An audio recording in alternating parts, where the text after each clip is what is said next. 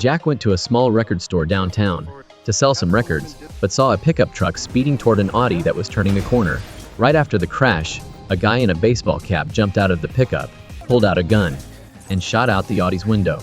Then, he quickly grabbed a kid from the back seat. Seeing this, Jack immediately pulled out his gun and ran out of the store. But the guy seemed to have been expecting it, and without hesitation, he turned and fired.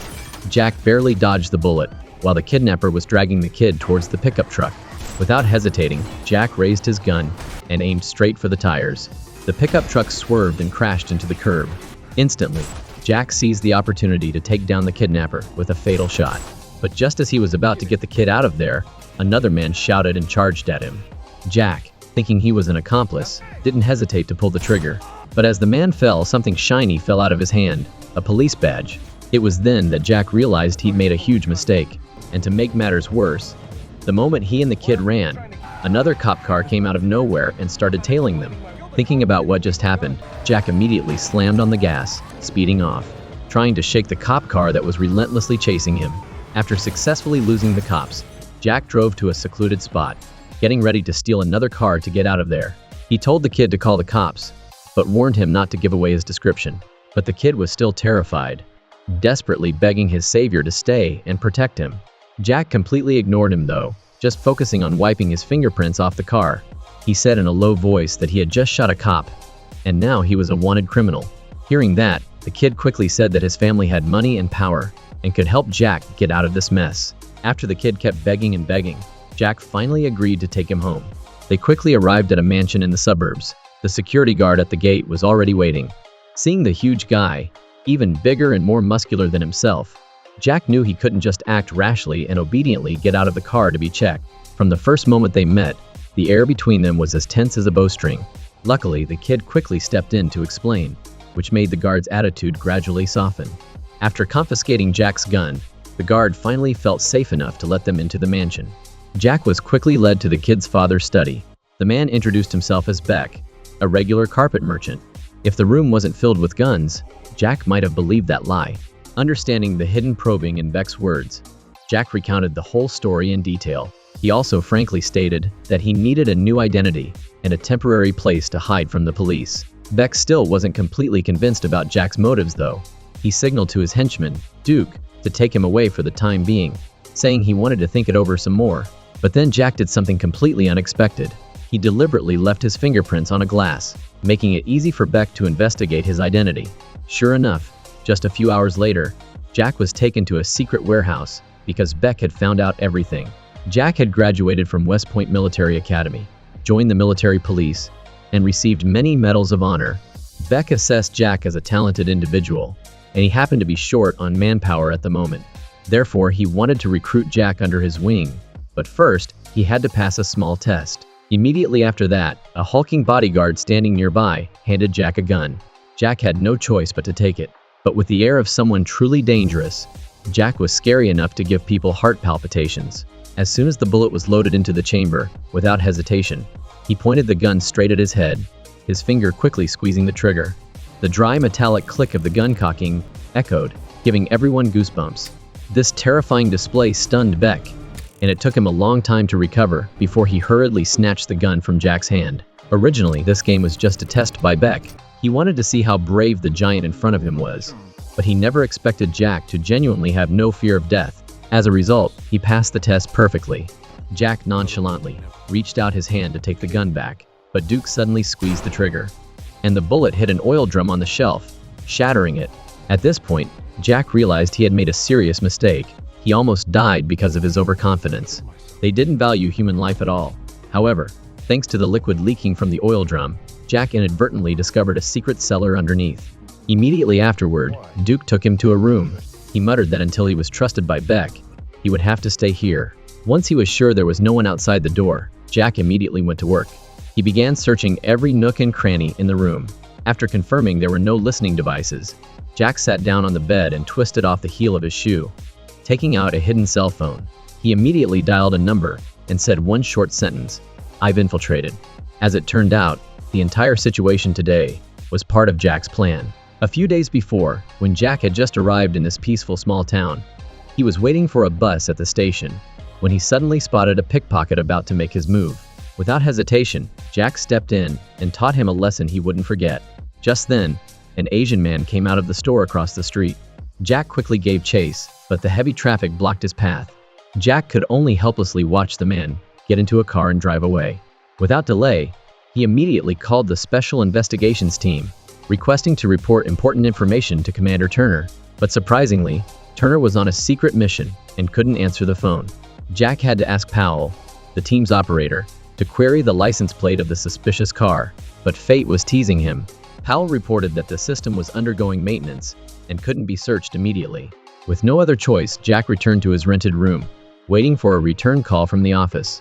But before he could even doze off, there was a sudden knock on the door from a federal agent.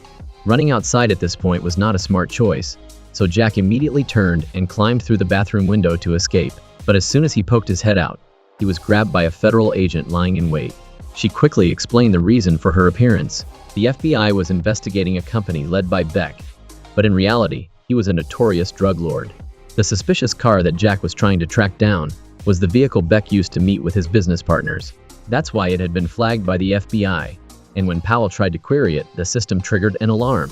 This time, Susan came to find Jack to exchange information, but Jack didn't immediately agree. He demanded that Susan investigate an Asian American man, and only when they had news about this man could they discuss cooperation. Not long after, Susan returned with information about the man. His name was Quinn, and he had betrayed the military and sold intelligence for personal gain. Knowing that Quinn had boarded the car linked to Beck, Susan quickly suggested cooperating with Jack. She explained that the FBI had previously planted an agent in Beck's criminal organization, but communication with the agent was suddenly lost a week ago. Susan believed that their person was in danger, and she needed Jack to infiltrate Beck's organization as an inside man. They would investigate together to expose the conspiracy behind it. So, a meticulously staged kidnapping took place right on the street. The cops and robbers who looked like they were dead were using fake blood bags, and Jack's gun was intentionally loaded with a mixture of real and fake bullets. After gaining the boys' trust, Jack secretly threw away all the real bullets to ensure there were no mistakes in the plan. It was thanks to this careful calculation that he had enough confidence to go through the test without worrying about losing his life. Finally, Jack successfully infiltrated Beck's criminal organization without arousing anyone's suspicion. Even though he was still locked in the room, he didn't show any concern. When night fell, Jack quietly climbed out the window and returned to the warehouse where the gun test had taken place at noon. As expected, he found the entrance to the hidden cellar beneath the oil drum, but when he went down, the place was empty. The only trace left behind was some fresh food plates, indicating that someone had been held here not long ago. Just as he was about to leave, Jack suddenly spotted a bracelet on the floor. This was something Teresa, Susan's current agent, had left behind. Immediately, Jack reported the entire situation in the cellar to Susan, but as soon as he stepped out the door, he suddenly noticed a strange car driving into the mansion area. He immediately hid behind a tree to observe the situation. The man in the car told Duke that he had found the kidnapper's car and wanted Jack to confirm if it was correct. Hearing that, Jack immediately turned back, trying to get back to the room before Duke knocked on the door. But when he reached the window, he slipped and almost fell from the height. At the same time, Duke was already standing in front of the room's door. He knocked repeatedly, but there was no response inside.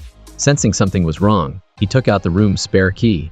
When he opened the door, the room was empty, and the window was wide open. Duke immediately realized that Jack was a problem and prepared to call people to check.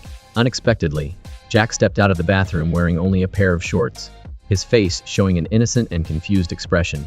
Duke let out a slight sigh of relief. Then, he informed Jack that the kidnapper's pickup truck had been found and was currently in evidence impound lot 145 miles away. The man downstairs would take Jack to identify it, and if it was indeed the right one, they could capture the mastermind behind the kidnapping. Jack pretended to agree, and then made the excuse that he needed to change clothes. After Duke left, he immediately called Susan. Fortunately, the FBI had anticipated this situation and had already prepared a way to handle the car and license plate to ensure that no clues were left behind. At this moment, Jack suddenly thought about the Audi and the bomb they had thrown into the car. The bomb was fake, but if it was discovered, the consequences would be dire. Susan quickly realized the seriousness of the situation, and she immediately decided to go to the evidence impound lot. First, find the Audi and restage the scene.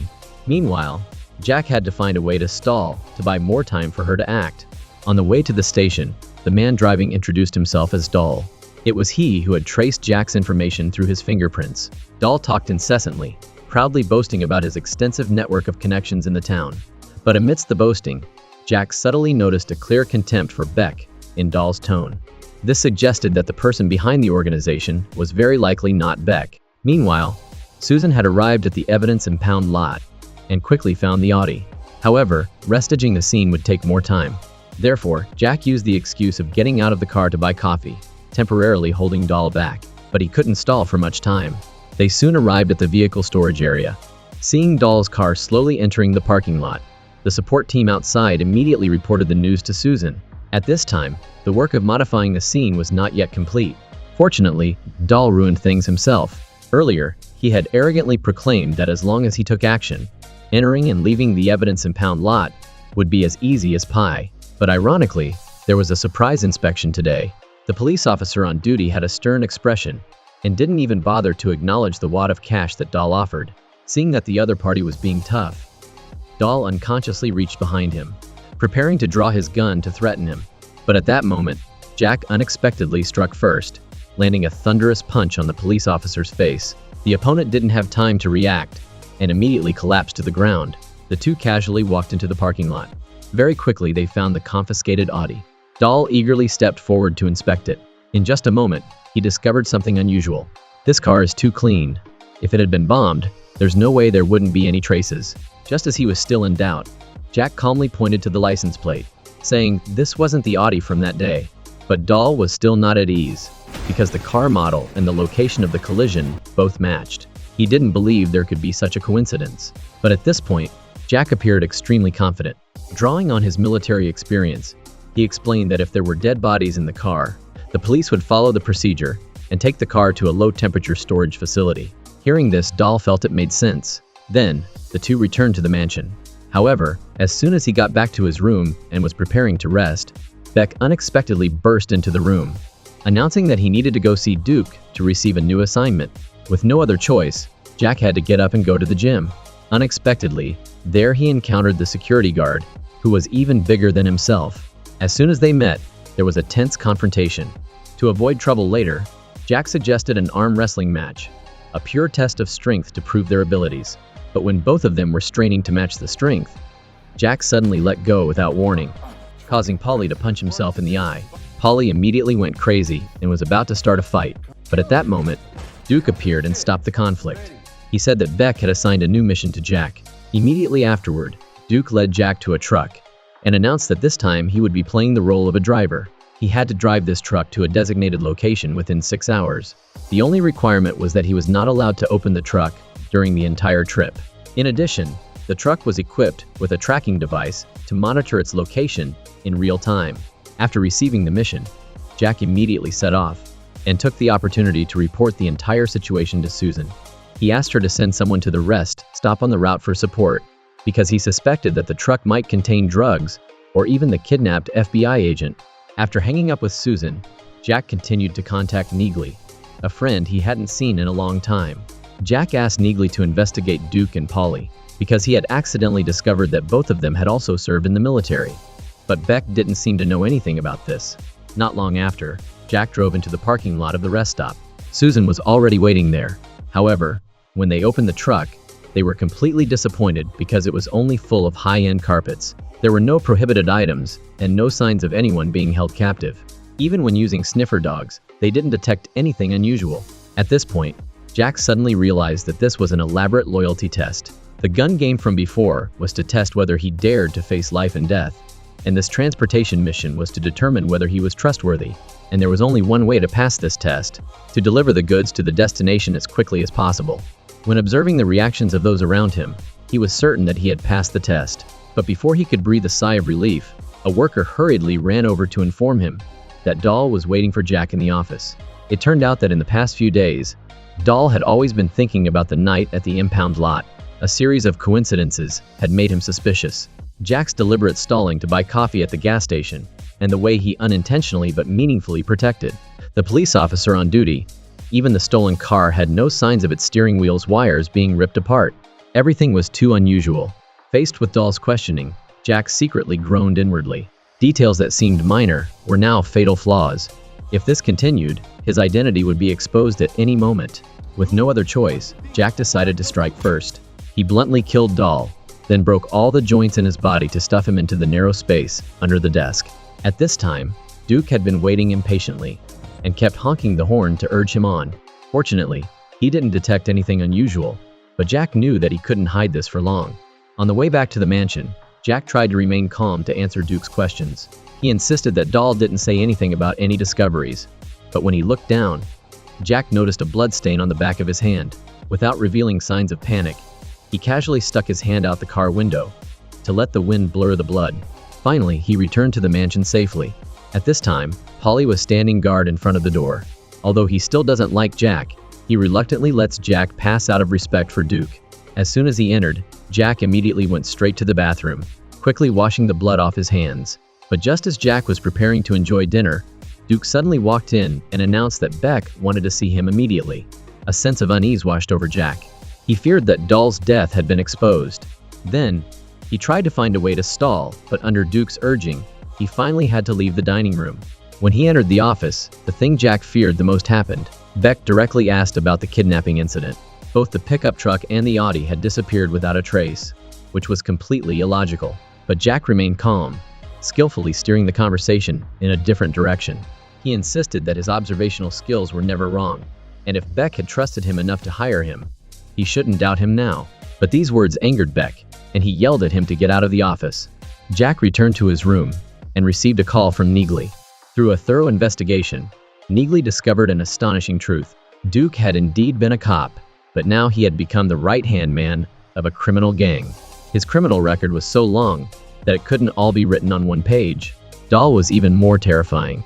He had previously been kicked out of the military for punching out a teammate's eyeball. When he was thrown in jail, he continued to cause trouble, even tearing off a warden's finger with his bare hands, causing his sentence to be extended. Hearing this, Neagley expressed her concern, but Jack calmly replied that as long as he didn't have to fight Polly hand-to-hand, they couldn't do anything to him. However, Neagley still couldn't rest easy, especially knowing that Jack was investigating Quinn. She immediately offered to come and provide support, but Jack firmly refused. Immediately after that, Jack contacted Susan, his face heavy as he revealed that he might have been exposed. If they didn't quickly dispose of Dahl's body, everything would be completely out of control. Waiting until the entire mansion was asleep, Jack again climbed out the window and quietly moved to the seashore. He took off his clothes and ventured into the frigid water, swimming across the strait to meet Susan, who had been waiting for a long time. Then, the two quickly set off. Under the cover of darkness, they climbed over a barbed wire fence and sneaked into the office. When she saw Dahl's stiff corpse, Susan immediately took his finger to unlock the computer, searching for documents related to the criminal organization. Then, the two carefully searched every corner of the warehouse, but still didn't find any trace of Teresa.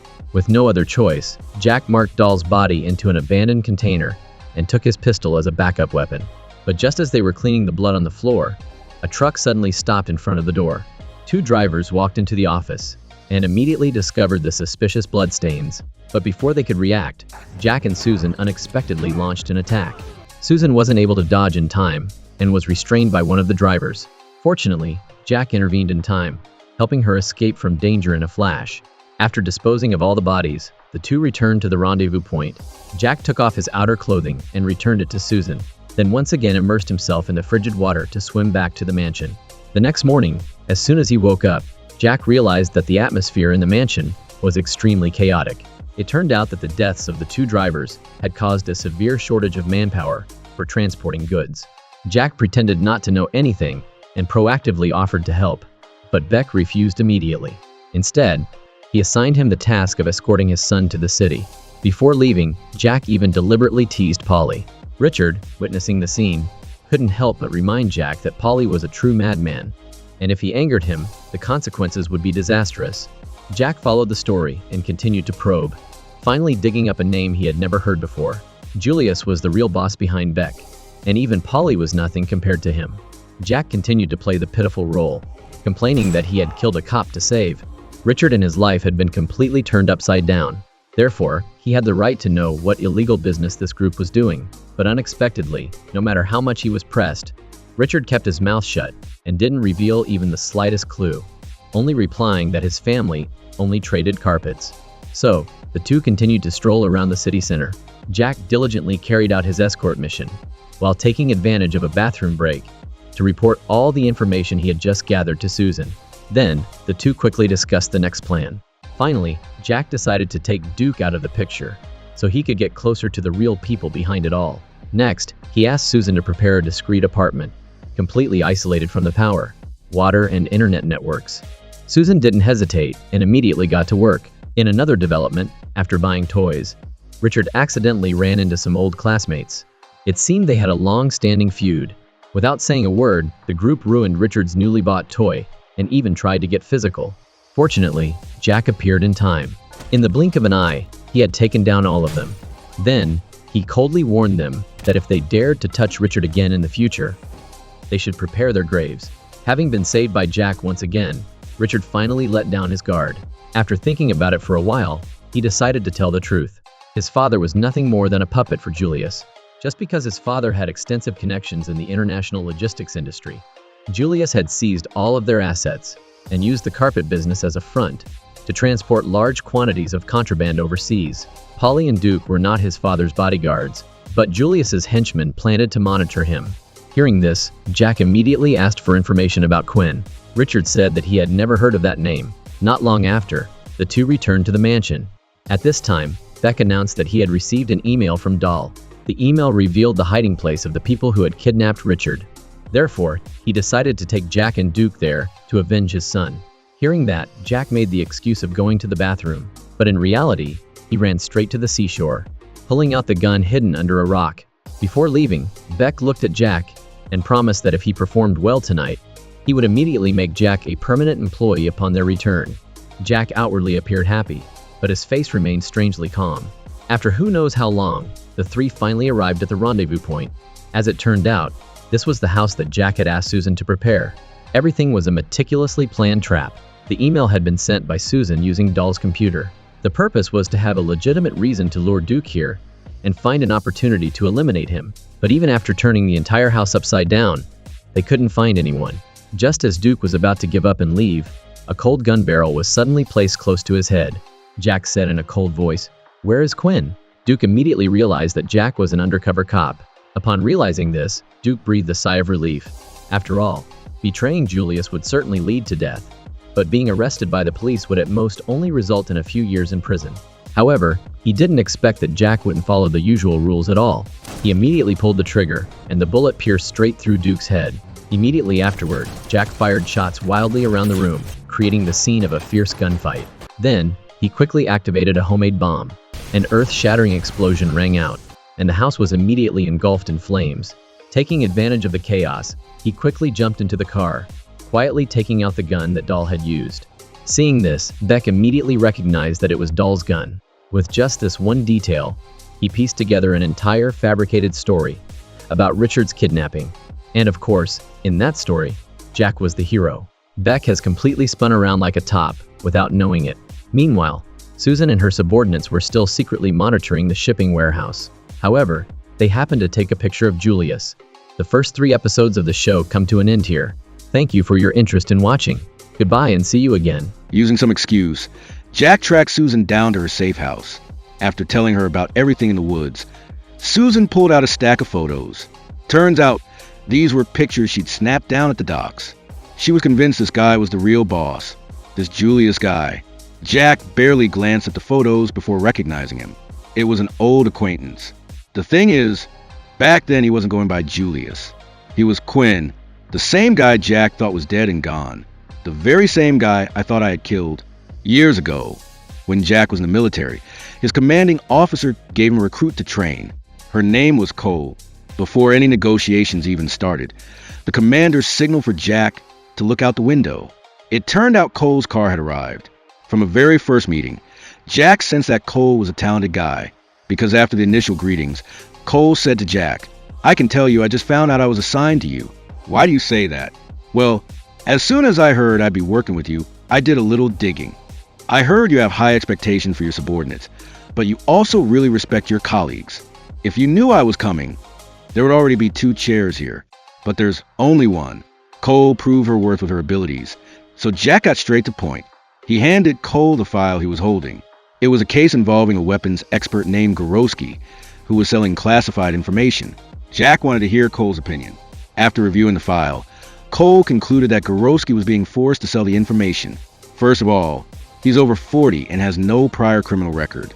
Plus, he has a happy family, and his salary is pretty generous. There's no reason for him to risk committing a crime like this. Over 70% of people under 40 who commit crimes have one thing in common. They have nothing to lose, but he doesn't fit that profile. After monitoring him for a while, they discovered Gorowski's drop-off point was in the park. He placed the envelope in a trash can, but no one came to pick it up. Realizing something was off, they immediately ran to the trash can, but when they opened it, it was empty.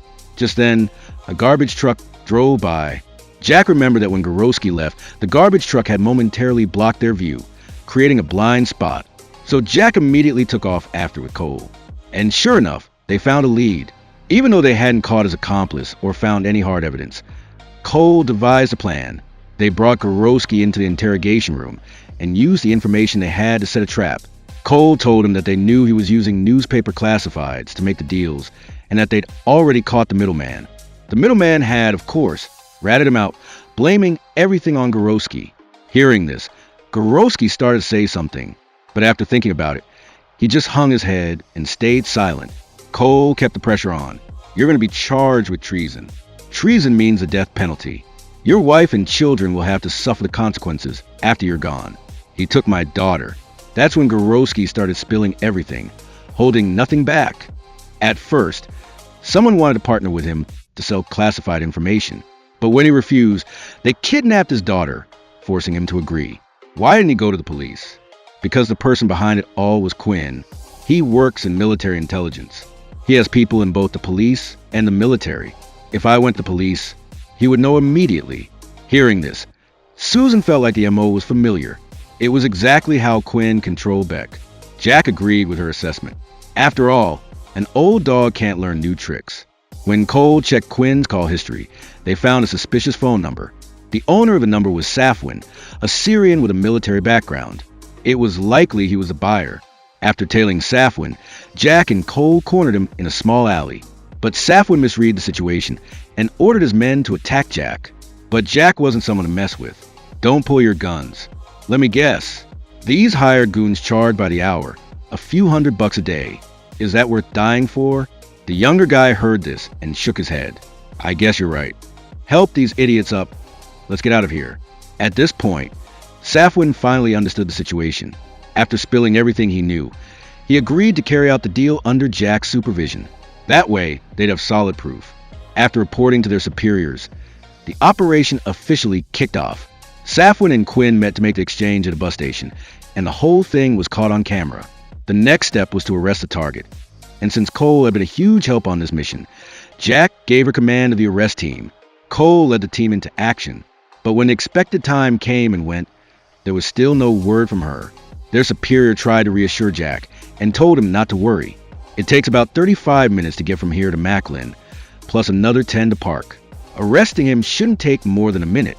Cuffs on, into the car, less than 3 minutes. So from start to finish, at most 49 minutes. But it's already been 61 minutes. Jack thought about it for a long time and finally decided to send text.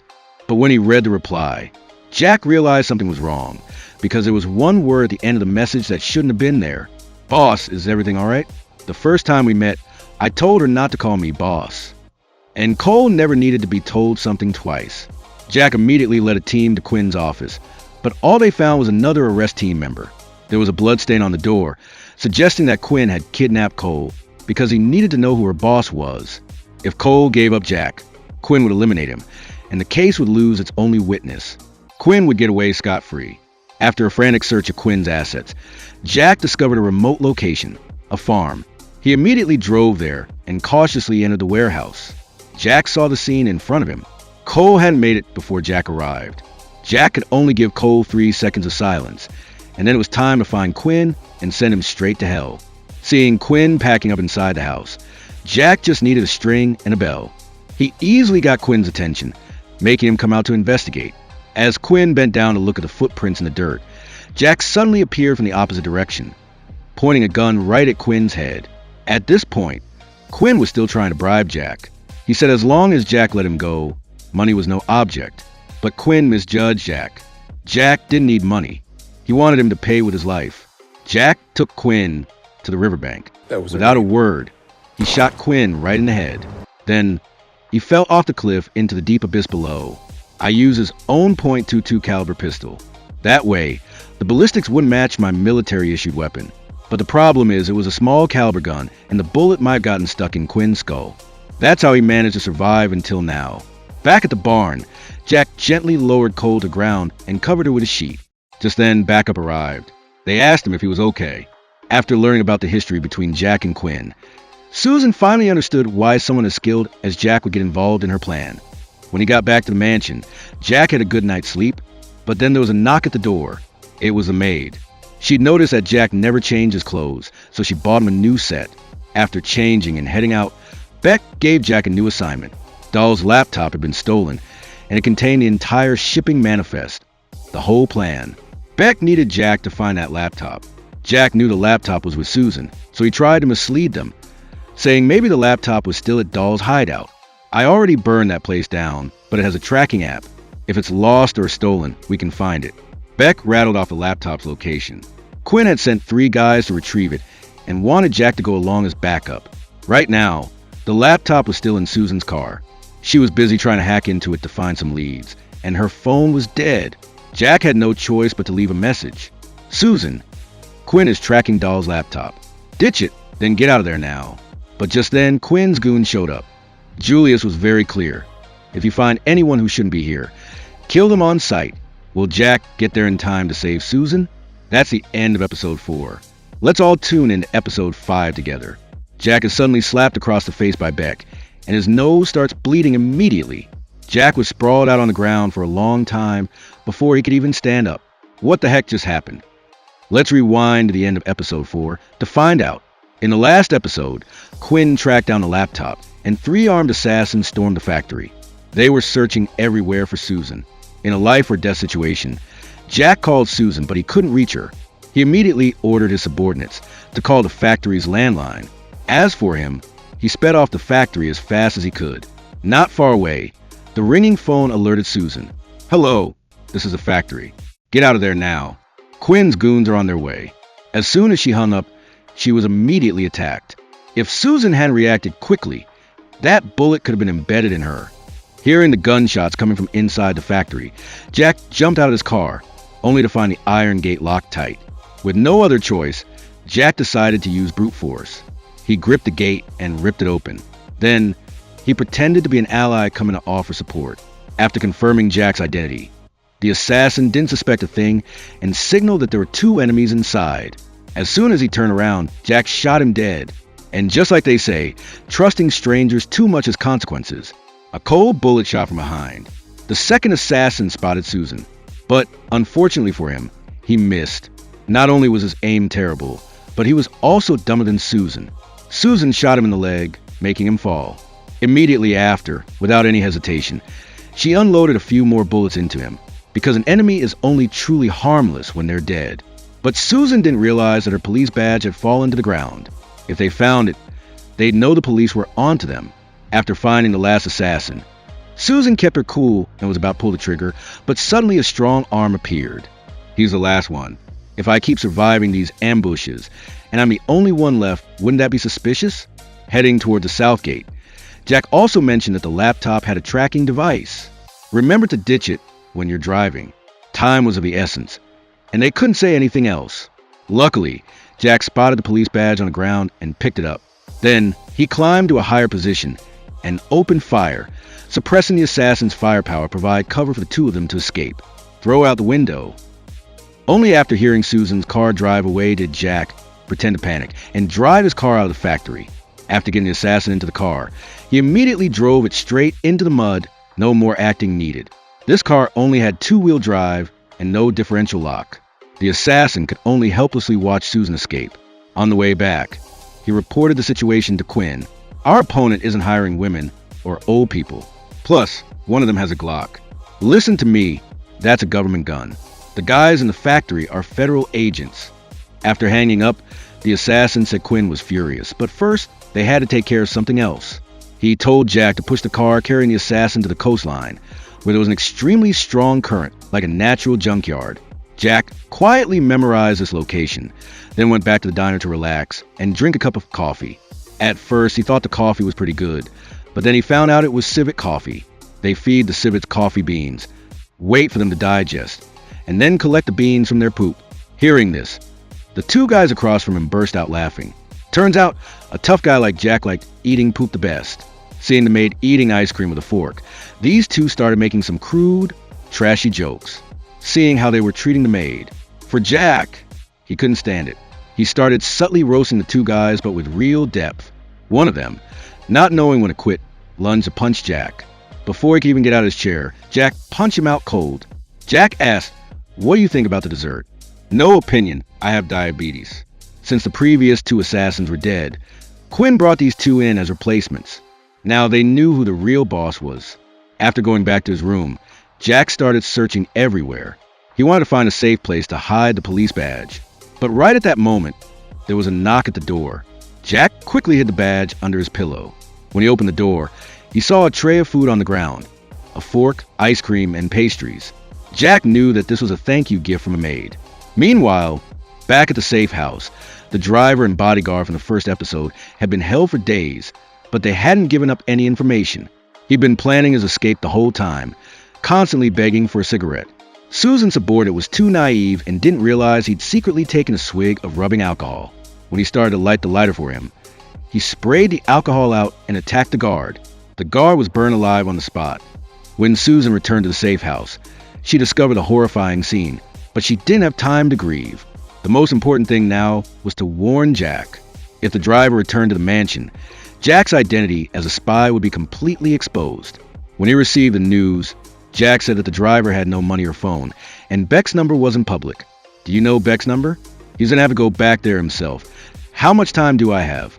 "I'm not sure." "Wait a minute." His smartwatch is showing a sudden spike in his heart rate. Then it flatlined about 10 minutes ago. That meant Jack still had time to act. He asked Susan to destroy the power substation. That way the mansion would lose power.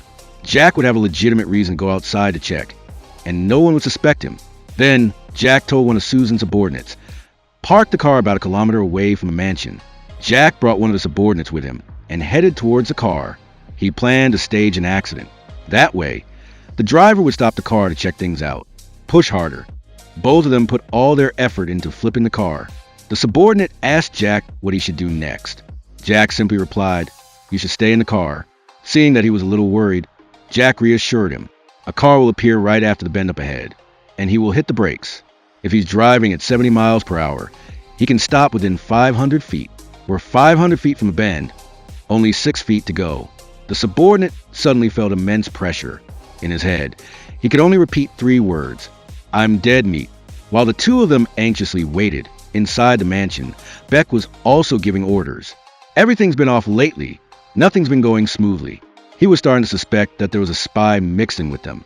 Taking this opportunity, he ordered the security team to search all areas. All the maids and gardeners were kicked out of their rooms. The security team ransacked everything inside the mansion. They didn't care about anything.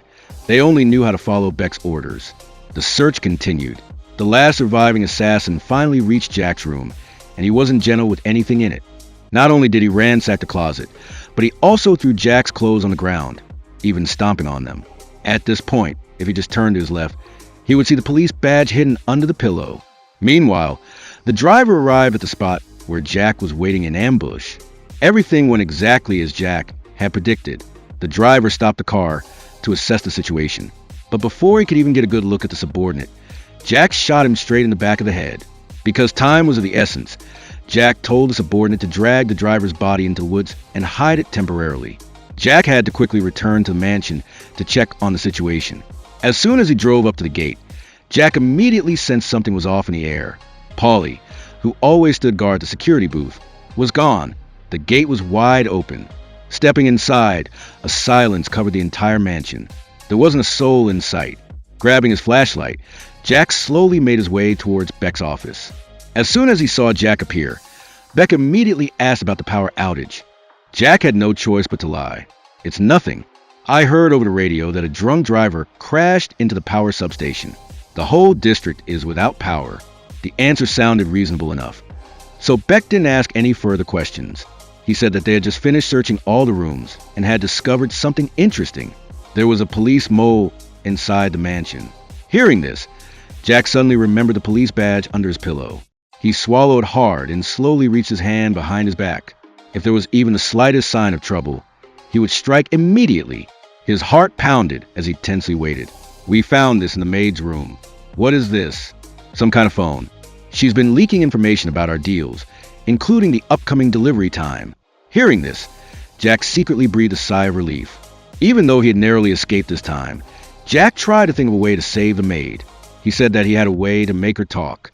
But Polly said that she was already dead. Guess she couldn't handle one of my punches. Hearing that, Jack angrily punched Polly in the stomach. But it seemed like he didn't put enough power into it because Polly didn't flinch. Immediately after, Polly returned the favor with one blow that made Jack see stars. After splashing some water on his face, the assassin led Jack to dispose of the maid's body. On the way, he kept rambling on, never shutting up. As soon as they entered the warehouse and he saw the body, Jack couldn't take it anymore. He put the body on a hand truck and then punched the assassin straight in the face. Perfect. Finally found a way to shut you up. Back in his room, Jack finally realized something. Before, he had always thought that Quinn and Beck were dealing drugs, but in reality, they were dealing with American-style freedom, guns, and lots of them. Gun violence every day. Drug dealers were always fighting over territory, so selling them guns was a lucrative business. This also explained why the K9 units didn't find anything on the trucks, because guns don't smell like drugs. The next morning, Jack barely got out of bed before Beck told him Quinn wanted to see him. As soon as he told Susan, she flipped out. She thought Quinn might recognize Jack. Another reason was that Quinn knew where the inside man was. Jack immediately told Susan about that bay. He figured the inside man had been missing for so many days. He'd probably been dumped there a long time ago. As for Quinn recognizing him, Jack wasn't sweating it, because his only goal in meeting Quinn was to kill him. Seeing she couldn't talk Jack out of it, Susan told him to keep the call open the whole time. At least she could monitor the situation and back him up if needed. Under Susan's watchful eye, Jack entered the warehouse. Everything was exactly as he had predicted. The warehouse was full of all kinds of weapons. Ready to meet the boss? Ready. I've been waiting for this moment for a very long time. And it turns out Jack was right to bet on this, because the second Quinn saw Beck and Jack, he instantly pulled his gun and pointed it right at Beck. He thought Beck was unforgivably stupid, like he was ready just to blow him away right there. But in the end, Quinn had to hold back because he still needed Beck to close the deal with his client. Just then, out of nowhere, a car screeches to a stop outside the warehouse. On the hill, Susan uses her scope and sees a person in the car holding a dress. Right away, she figured out that the agent who'd gone missing all this time, Teresa, was probably still alive. Just then, Quinn walked up to Jack, who stayed on high alert, ready to pull his gun at any second. As Jack hesitated about whether to shoot Quinn or not, he suddenly saw the dress in Quinn's hand. He immediately pulled back the gun he'd half drawn and said that Quinn was such a busy guy, yet still had time for romance. But Quinn flatly denied it, saying it was Beck's secretary. She'd overheard things she shouldn't have. He'd originally planned to throw her overboard for sharks, but unfortunately for her, Quinn's client liked redheads, so he planned to keep her as a gift for his partner during the deal. As Susan angrily called Quinn scum, a convoy of supercars suddenly rolled in. Hearing the car horns, Quinn immediately led his guys outside. Listening to the conversation between Quinn and the newcomer, Jack realized it was a Russian mafia boss. The boss was upset that the deal was delayed. However, Quinn used a bag full of cash to buy himself a few more days. From the boss's tone, it seemed like Quinn was in a very dangerous situation. After seeing the client off, Quinn immediately ordered his men to contact his friends in Arlington.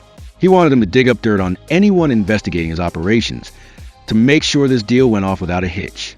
On the way back to the city, Jack kept setting traps to pry information out of Beck.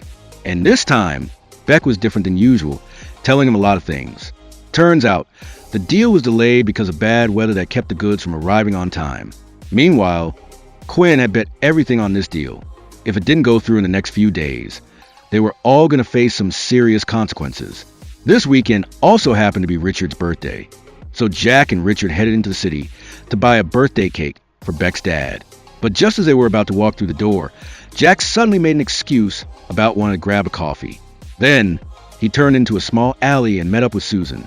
The two started discussing Teresa's situation. Susan said that if Jack could just gain Quinn's trust and find out the time and location of the deal, they could definitely save Teresa. Jack admitted that he really wanted to kill Quinn, but he wouldn't risk Teresa's life. He knew how important that girl was to Susan. Out of nowhere, as soon as he said that, Susan suddenly stood on her tiptoes and kissed Jack. But after a few short, sweet seconds, Susan abruptly pushed Jack away, leaving him confused. That's not happening a second time. Sis, you were the one who initiated that. That was the first and last time, buddy. Just then, Fatty suddenly showed up, saying he had to drive down the road because the area earlier was being repainted. But Richard was there too, and he looked furious. Now, Jack had no choice but to be straight with the kid. He was the only hope for the two of them to survive. Now, Richard had two choices. One way was to keep quiet, and Jack would help him and his dad take down Julius. Or he could blow the whole thing and face the consequences himself. Richard wasn't stupid, so he naturally chose the first option. Late that afternoon, at a rental apartment in Virginia, a neighbor suddenly knocked on the door. Powell didn't think twice and opened the door. Standing in front of him were Quinn's two hitmen. After using Powell, they immediately killed him to silence him. The reason they came to Powell was because he had investigated Quinn's car. In just a few moments, Powell was beaten to a pulp. They wanted to force him to reveal who had asked him to investigate the license plate. But Powell was tough and didn't say a word. Seeing this, Quinn ordered his men to take care of him. At the same time, Turner was also in trouble in Chicago. She was just about to heat a cup of coffee when she suddenly heard the elevator. It was very late, so someone arriving clearly wasn't right. Sure enough, she then saw two hitmen with guns walk in. One of them carefully entered the coffee room. Just as the hitman was searching thoroughly, Turner suddenly smashed a mug right into him. After that, she quickly rushed into the office, drew her gun, and emptied the clip. Once she reloaded her gun, Turner walked over and kicked the hitman's weapon away. After making sure he was totally dead, she started searching for the other guy. Turns out, this dude was in even worse shape. He'd taken a shot to the gut and was barely clinging to life. He begged Turner to call 911. Turner coldly replied that calling an ambulance wasn't out of question unless he gave her the name of the person who hired them to kill her. She was clear. He had to talk if he wanted to live. No other choices. But the name he gave wasn't Quinn. It was someone named Costopoulos. Hearing that, Turner instantly understood what was going on. They tracked her down because Jack had asked someone to investigate Duke and Polly. Feeling the seriousness of the situation, she immediately called Jack. After getting the details, Jack immediately became wary. If Turner was being targeted, then anyone who had ever investigated Quinn was in danger. At this point, Turner kept her word and actually called 911 for the dying hitman. But the bad news was that he definitely wouldn't make it that long. Giving hope and then crushing it. Definitely one of Jack's people. Jack also called the 110 investigation team. The result was just as he expected. Paulie was supposed to come in for his shift, but he was over 30 minutes late and currently unreachable. Meanwhile, after discovering that someone from the military had investigated him, Quinn angrily led his men to Beck's estate to question him. Quinn said that both Paulie and Turner had investigated him, and they were both from the same unit. Coincidentally, Jack had also been in the 110 investigation team. But when Paulie broke down the door and rushed in, he realized Jack had disappeared. Looking out the window, Paulie angrily ducked back down because Jack had jumped out the window and run straight to the warehouse. Jack quickly grabbed the keys to a pickup truck and shot out the tires of all the other cars to prevent a chase. But just as Paulie and his guys were about to rush in, Jack drove straight out. Finally, after a spectacular door-smashing escape, Jack got away safely. Not long after, Susan received a call from Jack. His identity was exposed, his car was wrecked, and he needed her to pick him up, but before he could finish speaking, Jack heard the roar of an engine behind him. He could see ATVs chasing after him. Jack swerved down a slope and drove straight into the woods. But how could two legs run faster than an ATV? Jack quickly hid behind a tree, pulled out his gun, and returned fire immediately. Although he managed to shoot down two enemies, due to their large numbers, Jack couldn't counterattack for the time being. Fortunately, the terrain here had plenty of hiding spots. Before long, the gunshots gradually died down. Jack realized they were reloading, not missing the opportunity. He jumped up and quickly shot down 2 more guys, then crawled close to the ground towards a nearby stream. After smearing mud on his face for camouflage, Jack officially activated God of War mode in the darkness. Just then, he saw a tow hook on an ATV and immediately came up with a new plan. As soon as one guy discovered his teammate's body and was still in shock, Jack had silently planted the tow cable around his neck. He was immediately strangled to death on the spot. Then, Jack left the forest and headed to a small town. Looking around, he saw that only one dry cleaning shop was still open. Stepping inside, he found the husband and wife owners looking bewildered. Turns out there's nothing money can't buy. He not only had a temporary place to stay, but also coffee to drink. Meanwhile, Paulie finally arrived at the scene. Seeing his teammates' bodies, he just let out a sigh. Then, he also crossed the forest and went to the town, but when he looked around, all the shops were already closed. Having no other choice, he had to return to the estate to report to Quinn. After hearing the news, Quinn exploded in anger. He ordered Paulie to bring Richard to him. He was really annoyed, so he wanted to play a game with Richard to entertain himself, and that game was Russian roulette. Then, Quinn handed the gun to Richard and ordered him to shoot immediately, but unexpectedly, Richard pointed the gun at Quinn. However, Quinn didn't flinch. He said, "Think carefully. You only have a 1 in 5 chance of shooting me. And even if you did kill me, Paulie's still here. But if you pull the trigger on yourself, the 2 of you still have a chance to survive." With no other choice, Richard had to point the gun at his head. Beck panicked and promised to give him everything. At this time, Jack had reunited with Susan. Meanwhile, Fatty had also received an important piece of information about Teresa from the phone number they'd gotten at the clothing store earlier that day. Most of the calls from this number originated from a place called Roma Harbor. Hearing this, Jack immediately remembered something. He'd once overheard one of Quinn's guys accidentally mention a ship called the Sweet Mary that was docked at Roma Harbor. So, the 2 of them quickly grabbed diving gear and stealthily swam to the Sweet Mary. Entering the ship's hold, Susan saw a bed and a rope.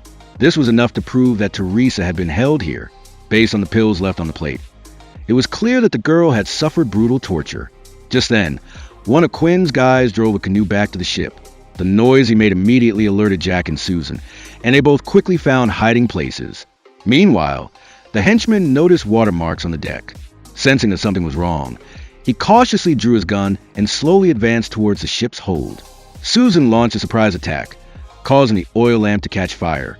Seeing this, he immediately turned around and ran. Susan quickly gave chase. Before leaving, Jack kicked over a barrel of oil, wanting the fire to burn even more fiercely. Susan grabbed the guy and immediately interrogated him with a stun baton. Seeing that this guy was being tight-lipped, Jack immediately threw a powerful hook. The henchman was in extreme pain, fearing that Jack would land another blow, so he had to confess. Teresa had been imprisoned here before, but today Julius suddenly stopped trusting anyone and moved her. He didn't know where she was moved to. He changed everything. Watching the canoe gradually disappear into the distance, the henchman was extremely desperate, cursing Jack's ancestors nonstop. After that, Jack and Susan went back to shore and stood facing each other, shamelessly changing clothes right there. Jack planned to use this opportunity to close the distance with Susan, but she wasn't in the mood. Now, all the leads had dried up and Jack's undercover identity had been exposed. Now, they were no different from blind people groping in the dark. But Jack didn't think so, because they still had one mole inside. They would be heading to Los Angeles. Susan was stunned to hear that. In the end, she couldn't avoid the fate of being dragged into trouble with this guy. This movie just keeps getting more and more captivating, and it's not just the action anymore. Susan, who'd been lusting after Jack's body forever, finally got her wish. Wait, I thought you said we couldn't keep doing this? That was before. Before what? Just tell me straight up if you want this or not. It's like offering a cat a bowl of cream. Why wouldn't Jack go for it? And just like that, they were all over each other for a solid 24 hours. After that whirlwind of passion, they both entered a state of enlightenment.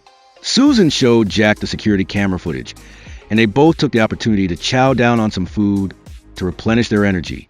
On the screen was footage Susan had recorded earlier. It showed Quinn making a deal with some flower dealers. These flower dealers were doing illegal stuff, but weren't exactly trying to hide their identities, wearing sunglasses and white suits like they wanted to be noticed. That made it easy for Susan to track down his address. The two discussed it and decided to meet him, hoping to use his deal to lure Beck out and mess with his operation. So they went to find the flower dealer. He was relaxing on a beach, enjoying his day off. Next to him was a smoking, hot babe. He looked like he was having the time of his life. But when Susan revealed who she was, he immediately refused to cooperate. Desperate times call for desperate measures. Jack had to show him the consequences of not cooperating, since Jack and Susan knew all of this guy's weak spots. He'd be facing a long, drawn-out trial, along with a ton of expenses from hiring ridiculously expensive lawyers. Jack swore he'd stop at nothing to put him behind bars, because that's what you get for crossing Jack. Seeing he was willing to give in, Jack explained what he wanted him to do. Finally, he called Beck, and the two of them agreed on a time and place. The flower dealer thought that was the end of it. But then, Susan made just one phone call, and suddenly the cops swarmed like a flood. Jack stood there explaining that if they didn't find anything, he had nothing to worry about. But if there happened to be any orders, deposit slips, or evidence of withdrawals without a clear source, he'd better call a lawyer. He went from relaxing on the beach to getting busted twice in a super short amount of time, and both times were totally different. The flower dealer's expression at that moment could be summed up in one sentence. Compared to Jack's pro moves, "I'm just a noob." Since both Jack and Susan had met Beck before, this time Jack needed someone trustworthy to make contact. Turner appeared, shining brighter than a mountain spring. Seeing Beck get out of the car, Turner said that Jack had sent her, explaining that only this kind of connection wouldn't make Quinn suspicious. "That bastard cut off my ear. Why would I want anything to do with him again? If you don't do this, you and your son are dead meat." After being targeted by 2 assassins, Turner investigated and found out who the middleman was. She went to meet him with the evidence. If he didn't say who had hired the assassins, Turner would immediately pull the trigger. But he didn't say the right name, forcing her to ask the right name. Quinn. He froze for a few seconds, realizing only a handful of people still alive knew that name. Hearing that name, the middleman was terrified. It turned out he had worked with Quinn many times. But since Quinn left the scene, they'd had less and less contact. If he was starting to hire assassins, it meant something big was going down. After learning the truth, Turner punched the middleman in the face and said, "Next time you hire someone to kill me, don't send 2 scrubs. Try finding someone competent. Okay?" After explaining everything to Beck, Beck also saw the truth. If he were still important to Quinn, he wouldn't have had his ear cut off like that. But since there were 2 moles inside the villa, he managed. Quinn no longer trusted Beck. He only knew a few scattered pieces of information and told Turner what he knew. After hearing the information, Turner prepared to leave. Beck hurriedly asked, "What about the deal? I mean, we use the excuse that you're buying weapons." Turner told Beck to go back and report that the buyer suddenly canceled the deal. What Beck needed to do now was quickly gather information. The more he provided, the safer he'd be later on. After meeting up with Jack again, the group sat down to discuss their strategy. Jack believed that the buyer from Yemen was a terrorist. They needed to buy weapons locally to prepare for a major attack. Why do you think that? Beck is a logistics and transport expert. Quinn could have easily had him deliver the guns directly to the client. The only reason not to do that would be because the delivery location was the same place the guns would be used. Exactly. Jack's reasoning convinced everyone. As for the airport location, someone also offered a suggestion. All they needed to do was have someone check to see if any planes from Yemen were landing there today. After the analysis, Turner called Jack out to talk privately. She'd always thought Quinn was dead, but now she discovered he was still alive and kicking. Jack had no choice but to tell her the whole truth about Quinn's reappearance. After hearing it, Turner seemed to understand. However, regarding this operation, Turner didn't think Susan should participate. Why? Because he and Susan had gotten a little too close, and she could get hurt on this mission. Turner really was a top-notch detective, able to track down the middleman for the assassins, and also see right through Jack's feelings. Jack reassured Turner not to worry. Susan might seem weak on the outside, but she was really strong on the inside, and she also had her own reasons for needing to be involved in this case. Reality proved that Turner's worries were justified. The mole was being held captive in a warehouse in a small alley. The place was both gloomy and empty, like something out of a horror movie. Quinn opened the iron door, throwing food and water to Mole. As he talked, Quinn mixed a concoction of drugs. Then, he forcefully injected a shot into the mole's arm. Meanwhile, Susan had verified that a plane from Yemen had indeed arrived at that airport. Turner immediately started tracking the buyer group and reporting their location to Jack in real time. And just like that, Turner followed them to the hotel. While all this was happening, Jack and the others were at home waiting for the order to move out, ready to spring into action at any moment. Just then, Beck called, bringing Jack some good news. Beck had just located Quinn. He'd revealed the time and location of the deal. With this information, Jack prepared to scout the area first, to avoid being at a disadvantage when they finally moved in. But Susan had a different point of view. Beck only talked about the time and location of the deal. What about her mole? Catching Quinn was important, of course, but the mole was also a human life. That's why Susan called the Bureau. She wanted more firepower for backup. She could only rely on the Bureau of Weapons Management for support. After all, Teresa was an FBI mole. They also wanted to nab Quinn to get justice for the deceased. That way, all the victims would have their justice. But Jack opposed the plan and wanted to kill Quinn. Susan wasn't about to back down either, because she wanted to capture him alive and said she'd take him to the Bureau of ATF to better understand her mission. In the end, he still went with Susan to the ATF headquarters and discovered that she'd been hiding a lot of things from him. The director was about to lose his mind, not to mention all of Susan's actions that violated regulations. That was something Susan's side would have to deal with. Regarding the case of Secretary Teresa acting as a mole, the greater good was more important. The director said he'd send a tactical team to the scene, and Susan didn't need to be involved in the rest. This time, it was Susan's turn to be furious. If it weren't for us bringing the whole case to you on a silver platter, like fries and Coca-Cola, what would you even know? We've done all the groundwork. It's all been a legal activity, your personal investigation. After being tough, Susan softened up a bit. Her mole's life was still in danger. Would a withdrawing now be irresponsible? Was someone else's life on the line? But this manager wanted to steal all the credit. So he ordered Susan to observe from a distance and not participate in any action whatsoever.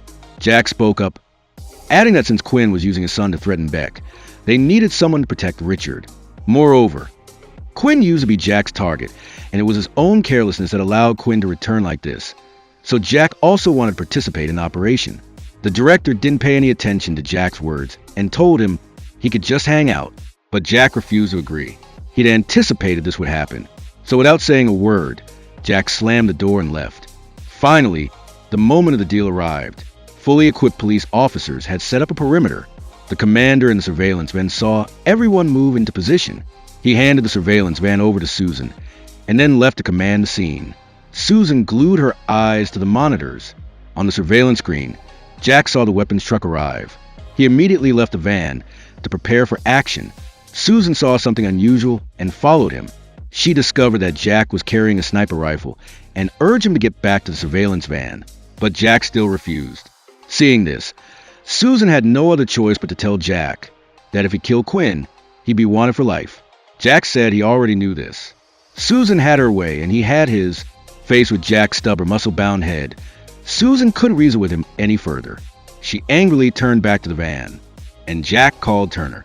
After it's done, throw away this phone SIM card, reconfigure the server, erase all records of communication between us for the past week.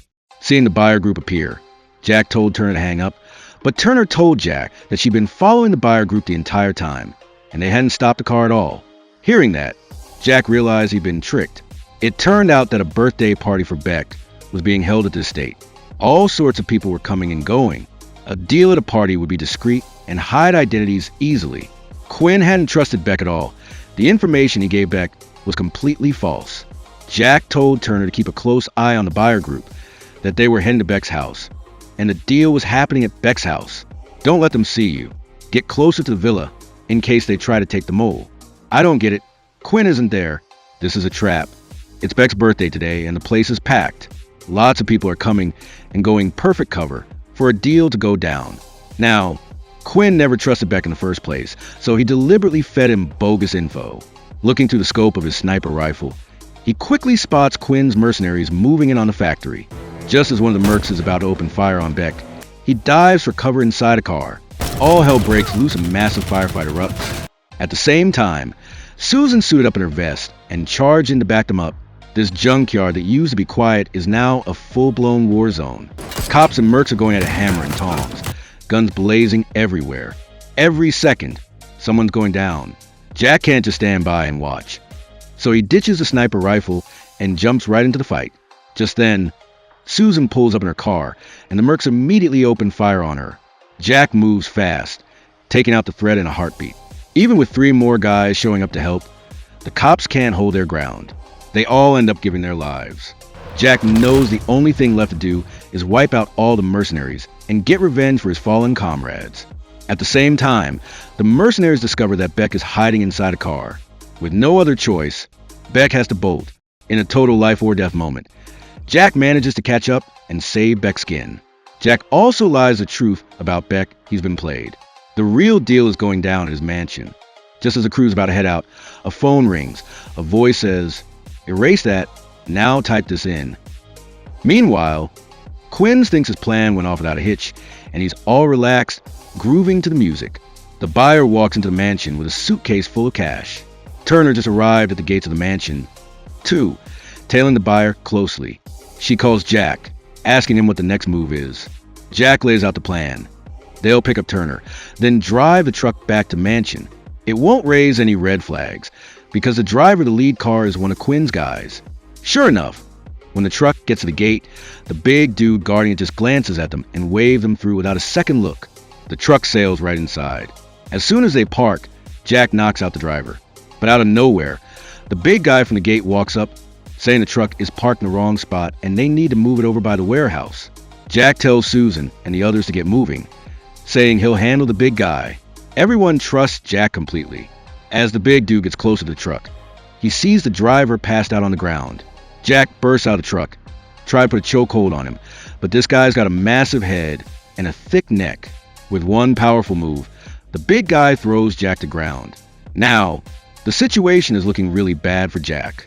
The big guy doesn't just slam Jack against the truck door hard enough to shatter the glass. He effortlessly picks him up and throws him into the door again. Jack tries to grab his gun off the ground, but the big guy kicks it away. Let's do this like real men.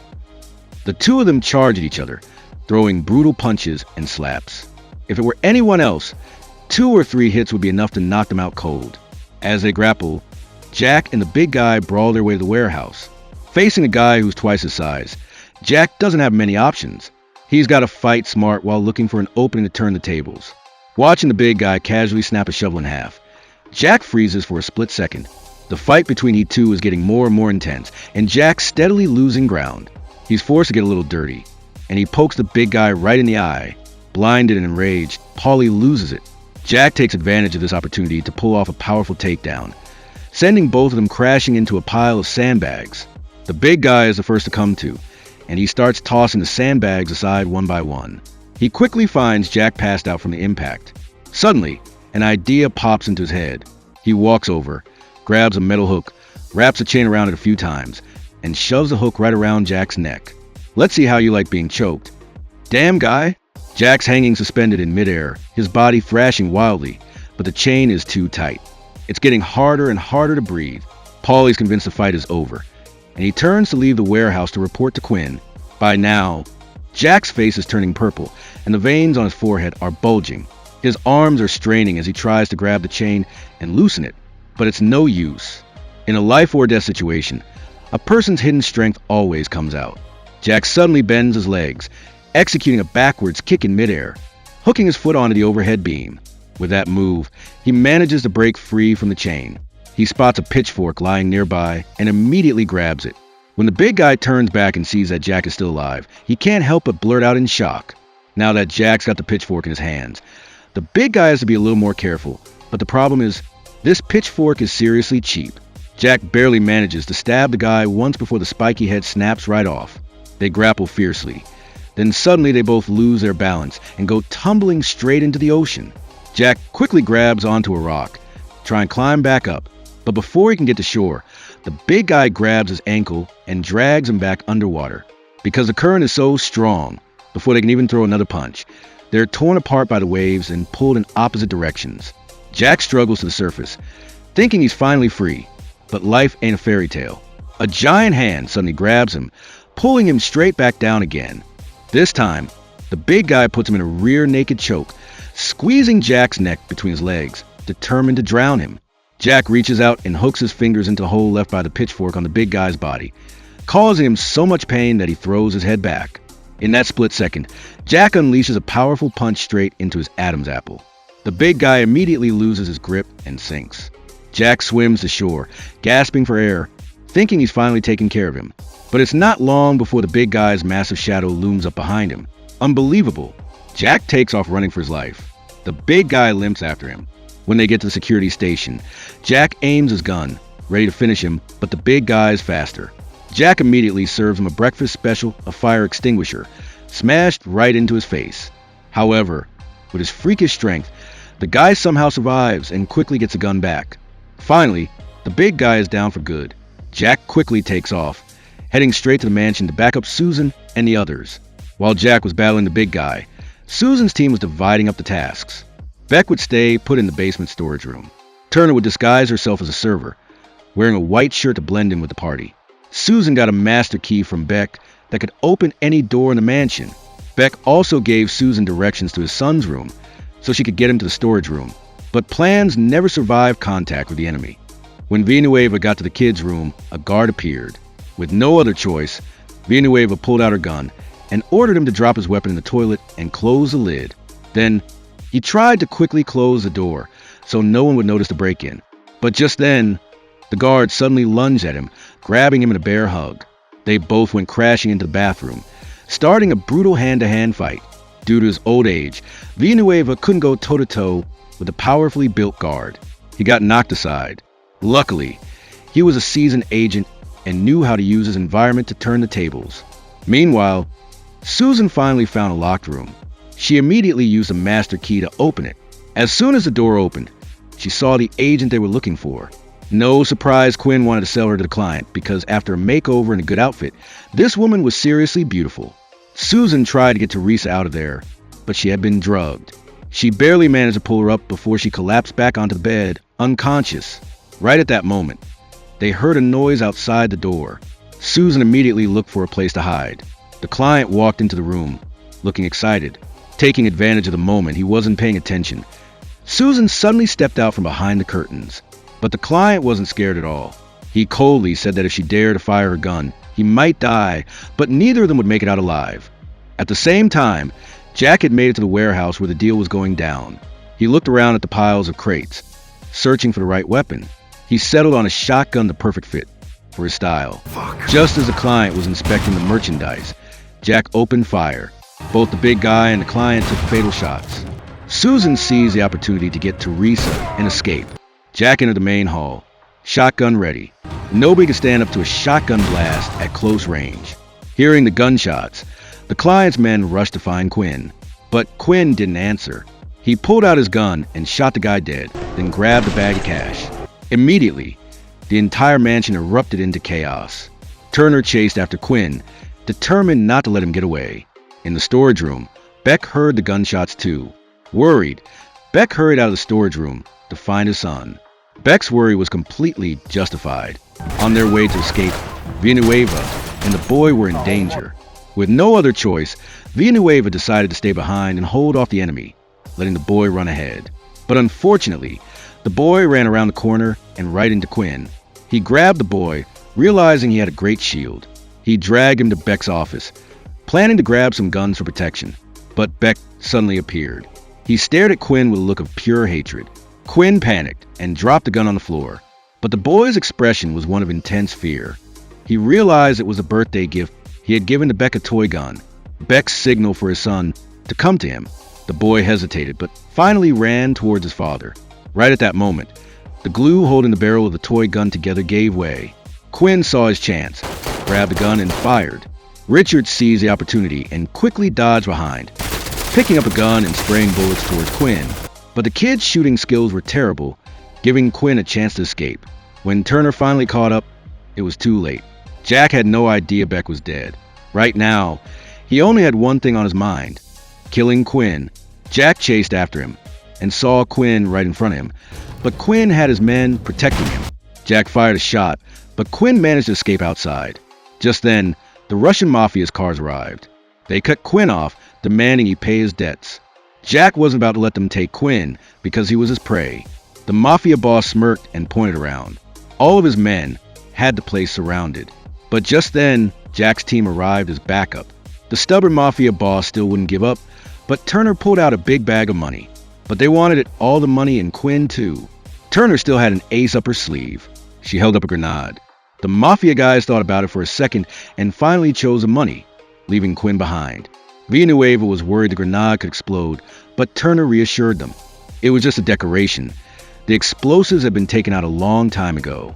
Facing Jack, Quinn couldn't understand why he was so determined not to let him go. Jack said that who he was didn't matter. The only thing that mattered was her name was Dominic. Now, do you remember? A bullet ripped through his head. Even if a miracle happened, he was done for. Everything was finally over. Jack tossed the car keys to the boy. Now, he could explore the world on his own terms. Susan went to find Jack. She proactively confessed everything to the intelligence agency, while blaming the deaths of all those guys on a Russian mafia. As for Jack, they were just a hired help. They weren't responsible for anything. But after everything that had happened, Susan decided to proactively resign. The agency would let her leave with her honor intact. But all of that didn't matter anymore. The most important thing was that Susan said goodbye to Jack. They shared a goodbye kiss and parted ways peacefully. But this time, Jack wasn't hitting the road with just a toothbrush. In the warehouse, he'd picked out a new companion. And with that, everyone moved on toward a better life. The boy loaded the cash from the mansion into his car, finally able to race into a future of freedom with no strings attached.